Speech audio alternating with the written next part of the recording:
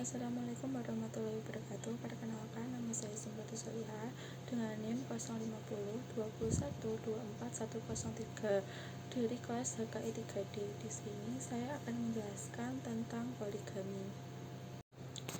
Poligami adalah istilah untuk memiliki lebih dari satu istri secara bersamaan, sedangkan poliandri adalah istilah untuk memiliki lebih dari satu suami secara bersamaan. Namun, poliandri ini dilarang dan sudah dinyatakan dalam Quran Surat An-Nisa ayat 24. Dan hanya poligami yang diperbolehkan dalam Al-Quran, namun dengan syarat yang sudah ditentukan. Sebelum datangnya Islam, orang Arab pra-Islam melakukan praktik poligami dengan menikahi wanita sebanyak mungkin dalam waktu yang bersamaan. Namun setelah datangnya Islam, Islam membatasi untuk menikahi wanita maksimal 4 orang. Namun jika dikhawatirkan tidak dapat berlaku adil, maka nikahilah satu wanita saja. Hukum Islam membatasi poligami maksimal 4 orang istri. Dengan syarat para istri harus diperlakukan secara adil. Namun jika khawatir seorang suami tidak dapat berlaku adil kepada istrinya, maka seorang suami harus menikahi satu orang istri saja. Terdapat perbedaan pendapat dari para ulama mengenai poligami. Apakah memperlakukan para istri pendamping secara setara merupakan persyaratan hukum atau moral?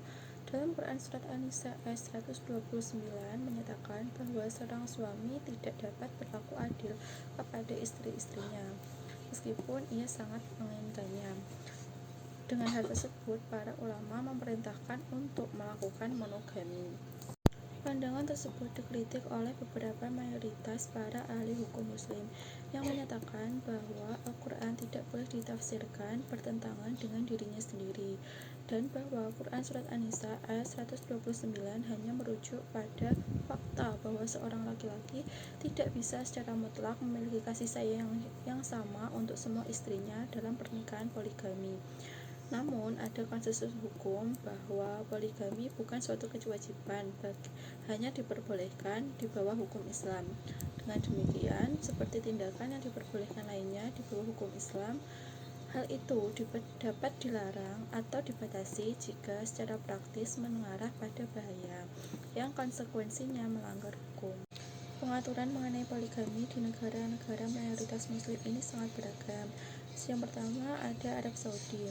Di Arab Saudi, poligami ini diperbolehkan tanpa banyak alasan hukum dan tanpa batasan administratif, selama masih dalam bingkai syariat, yaitu maksimal dengan 4 orang istri, serta mampu untuk bersikap adil. Model ini didasarkan pada Surat An-Nisa ayat 3 yang memperbolehkan laki-laki untuk menikahi sampai 4 perempuan dengan syarat berlaku adil. Negara yang mengikuti model ini biasanya tidak mensyaratkan izin pengadilan atau persetujuan dari istri pertama, dan menyerahkan kewajiban keadilan tersebut pada tanggung jawab moral dan hukum personal seorang suami. Yang kedua, ada negara seperti Tunisia dan Turki yang memilih untuk melarang poligami secara total. Tunisia melarang melalui Code of Personal Status, antara lain melalui pasal 18 dan 59.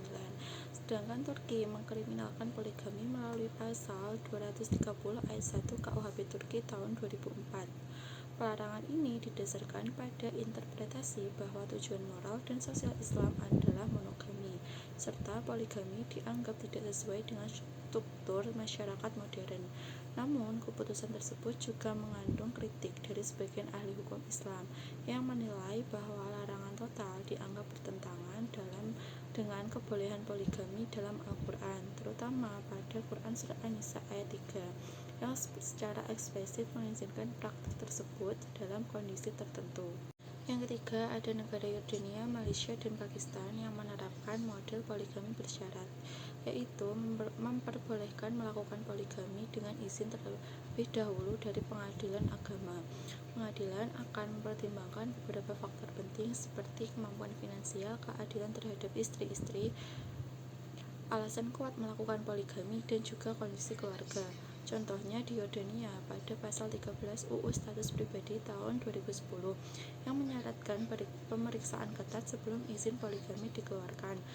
Begitu juga di Malaysia, terdapat pada pasal 23 UU Keluarga Islam tahun 1984 yang menetapkan bahwa suami harus membuktikan kemampuannya secara lahir dan batin serta membuktikan bahwa poligami akan membawa kemaslahatan. Yang keempat yaitu terdapat model peraturan yang memberikan hak kontraktual kepada pihak perempuan, yaitu seorang istri dapat memasukkan syarat dalam akad nikahnya yang menyatakan bahwa ia berhak untuk mengajukan pembubaran pernikahan atau cerai jika suami melakukan poligami.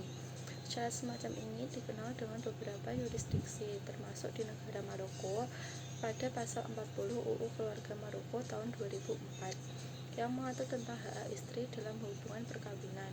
Model ini menekankan kebebasan berkontrak dalam pernikahan dan memberikan posisi tawar yang lebih kuat bagi perempuan dalam menghadapi kemungkinan praktik poligami. Keberagaman regulasi ini juga tercermin dalam praktik peradilan, misalnya pada kasus Aisyah Abdul Rauf dengan Van Muhammad Yusuf tahun 1990 di Malaysia. Komite Banding Pengadilan Syariah Selangor menegaskan bahwa ketentuan izin poligami dalam pasal 23 UU Keluarga Islam Malaysia tidak bertentangan dengan Quran Surat An-Nisa ayat 23.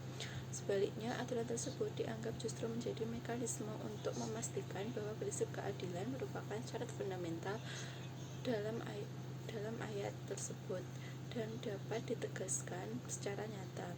Dengan demikian, regulasi pengadilan dinilai tidak melanggar poligami, melainkan memastikan syarat-syarat syar'i dipenuhi sebelum seseorang melakukan poligami. Secara keseluruhan, perbedaan model pengaturan poligami ini mencerminkan dinamika antara norma syariah, interpretasi fikih, kebutuhan sosial modern, serta pendekatan hukum negara masing-masing. Meskipun semuanya merujuk pada sumber yang sama, penerapannya berbeda sesuai dengan konteks sosial, politik, dan kultur masyarakat negara tersebut.